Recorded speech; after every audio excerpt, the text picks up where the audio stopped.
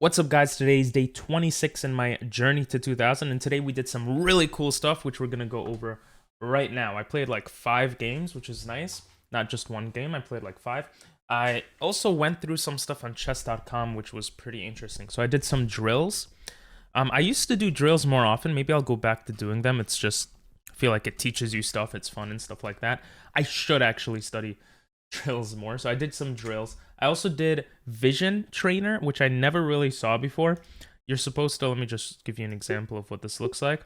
It gives you something like D8 and you have to find the square, D8, and click on it. G1, G1, B1, B1. And you might think, how useful is this? It doesn't really look that useful. Okay, now I'm getting addicted in doing this. I think it's really good for helping you to read chess books. At least that's my hope that it's gonna do for me. And for when you play blindfolded. Oh, I didn't see the latest one. Whatever.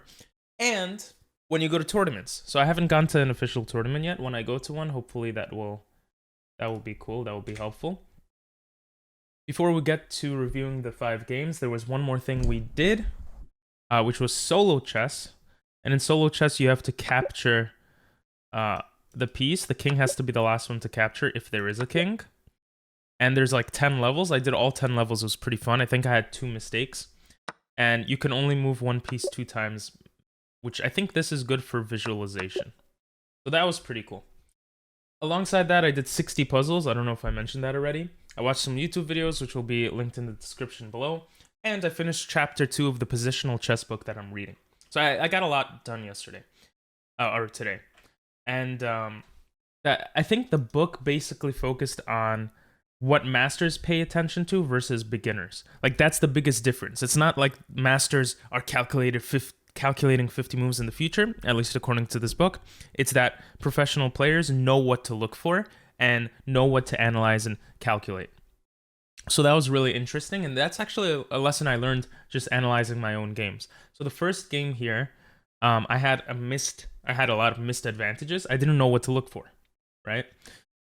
And thinking of the check, capture, threat checklist while playing games, I think will be very helpful for the future. So I'm doing all, the right moves here in this opening. And here I had this cool thing where, because the bishop isn't here, I can bring, and because of like how everything is situated, I could bring the knight here. And I'm putting a lot of pressure here. And the way that white is supposed to get out of it is to check so that I attack him. And when he steps back, let's say, well, I think, when he steps back, you keep attacking him. And when he's here, now this bishop actually covers the square. So you can't do any tricks where you're checking, taking the rook, right? Because the bishop is covering the c2 square as well. You could still, though, give a check, possibly, to just so he's not able to castle. So like right away you have this strong like initiative with the bishop and knight, and I just did not see that. You see, it's not something impossible to see for me or for you or whatever.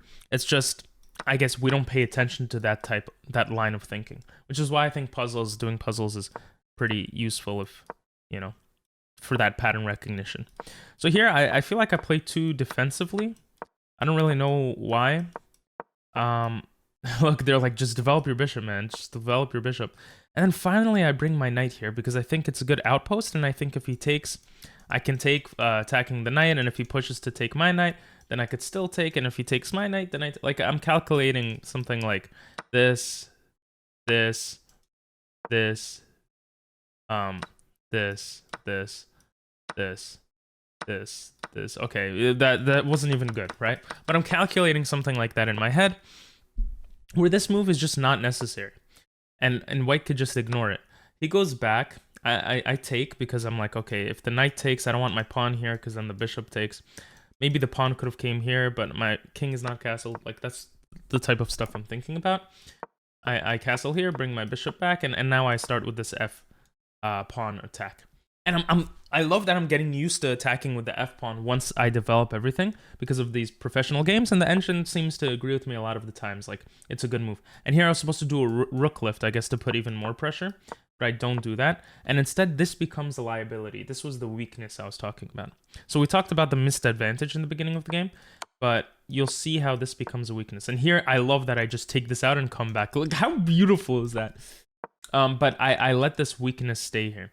And if I brought my bishop here, I think basically the point is that I'm going to slowly bring all my pieces to the battlefield. Like, I'm going to try to checkmate him, right?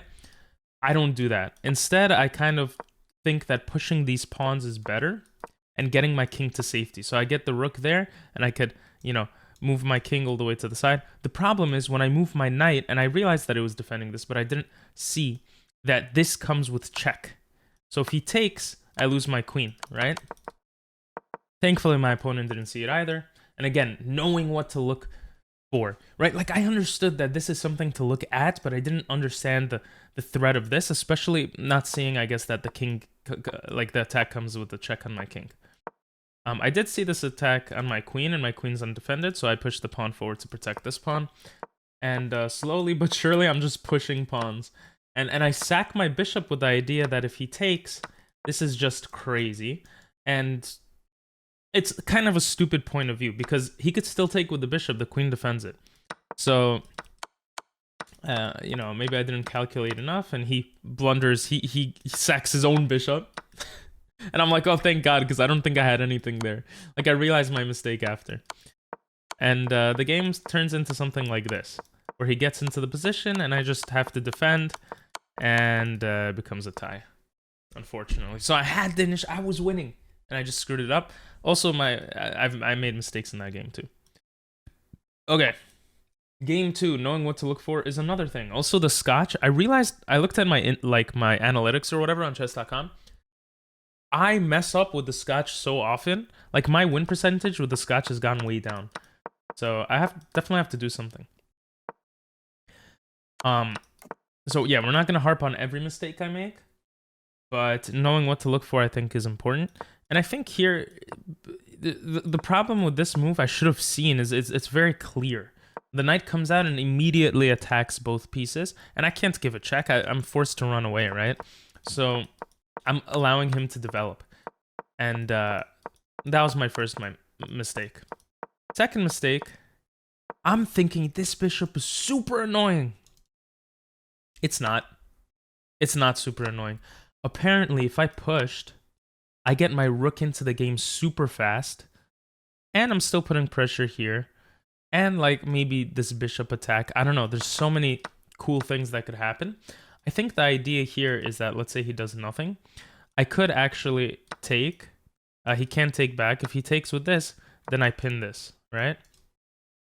So, very cool stuff. I didn't see it. I just traded off, and the knight gets into my position, and I don't really know how to stop it. Thankfully, I am able to defend against this threat. I see it's a very scary threat, and then I start moving my king away because I don't want it to be in the corner there. Unfortunately, I get frustrated because I'm lower on time by a lot, like half the time, and I just blunder. I blundered, so I end up resigning after just losing everything. Not a good game. Here I had 1850 rating. Let's go. This game, still made a mistake. Opening the rook. Right, and I want to focus on my mistakes because, wow, I played with 84.4% accuracy. I want to focus on the mistakes because that's how we learn, right? This is the Caro-Kann, and, you know, I pretty much know, like, sometimes I forget certain moves, but I'm thinking here I'm going to pin the knight, and maybe the queen comes here, but I'll be fine. The bishop is still watching. And I think the issue here is if my opponent played well, it could have been really annoying to deal with. But he didn't. And yeah, I recognize the en passant, and I think it's fine. I think my biggest mistake, even after all this, if I take with the pawn, it opens my rook. I don't know why I didn't do that. Maybe I was just spamming moves because my opponent went a minute ahead. That's another thing. I can't be intimidated by people who play fast. And we saw that in games that we played in the past. And here I'm threatening just simply... Well, actually, I'm not really threatening anything. But he thought I was threatening something. He comes in. And then later on, I do this bishop move. And I saw it before, but I thought this was the right time. And this bishop move is a really nice move. Because the bishop is just super into the position. And I bring my knight in. Apparently, I was supposed to break in like this and then come here to attack. And if he pushes forward, I think I could just ignore it. Like, look how crazy that is. That's how I could get my knight into the position. And he can't really do anything because I could just attack the pawn and stuff. So, very cool stuff. I don't do that. Instead, I tried to bring my knight in this way, which is stupid because I know it can't go forward, but I'm hoping he moves a pawn forward. And he does. He moves a pawn forward, allowing me to bring my knight in. And then I have this idea that boom, boom. I don't know, not the most amazing idea. Apparently, he was supposed to sack his knight here. So I'm still pretty happy with this game. I feel like I got into such a nice position. And like, look at this. Look at this. If he takes here, boom. That's not checkmate because the knight covers. So I might have just spammed that without noticing. I think he could have just taken my knight. At a certain point, I do recognize this nice move, though. Oh, I saw this because of puzzles and because of analyzing games. Look at this. Look at this crazy attack. So I was happy with that move. And then here, I sack my rook because I see the checkmate. So I was really proud of that. But I got into the better position, basically, by attacking his king side early on, right? And if I opened up my rook, I probably would have had a stronger attack. So knowing what to look for, that's the big theme of today and like every day, but something that's on my mind. Okay. This was an opening mistake. I've made this mistake so many times. And the idea is, if you take here, he pins it to your king. And if you try to, like, you know, do something like this, then he could actually, well, no, that just loses it, right? I think the idea here is that you're forced to basically do this pawn move. If you bring, or I guess you could do this. Sorry, I'm trying to remember exactly why this is. Yeah. You have to essentially block access over here so that the knight can get away, right? Obviously not with the queen. Because it is pinned. And one way of doing that, you know, you might protect it here. You might be thinking, oh, now I'm okay. Now I could block. But the pawn just comes in and attacks. Or I guess not. I literally thought that was my mistake. No, again. We just saw the mistake. He could just take the knight for free. So, but if I do this... Oh, d4 is better because it's a center pawn. Why would you use this pawn? This pawn would come with check possibly as well. Anyway, doesn't matter. The point is... This type of threat has happened to me so much in the past, and you know, look, 2-3 turns, I'm just like not doing well with it, and thankfully my opponent doesn't really know what to do, and I'm fine. But oh, I love this. I love this. I see that if he takes, it's fine because my queen is looking at his rook, so I take, and then I take his other pawn, and I'm just like taking all his pawns. Like, it's so beautiful. Here, I miss the fact that look at this crazy line. I knew there was something scary about it, but so I knew what to look at, but I didn't really know how to analyze it. And again, I think puzzles and just playing games will help with that, and reading like books and stuff, chess books. But the idea here is that essentially, if you take like this, I mean, look at this craziness. The knight is threatening here. If you move the queen away, this knight is threatened. Like, there's so much going on, and apparently you just go like this to defend, to have these defended, and these are okay for now. It's crazy stuff. It's crazy stuff. Like, how do you defend this now? You know, very. Oh, I guess this is the point. If he takes with the bishop. Anyway, both of us don't really see that. I move the queen aside. And I start getting into this better position because I realize I'm essentially a piece up, right? I'm up 2 pawns. And that's a lot of pawns. And I'm like, okay, my knights are protecting each other. If we could trade the bishops, it would be perfect. And he gives me this perfect chance to trade the bishops. And I'm very careful, you know, trying to take my time. And I think at this point that it's worth just pushing for promotion. He takes for some reason and then resign. So yeah, thanks for watching, guys, and I'll see y'all tomorrow. Bye-bye. Oh, if you watch till here, say cube in the comments.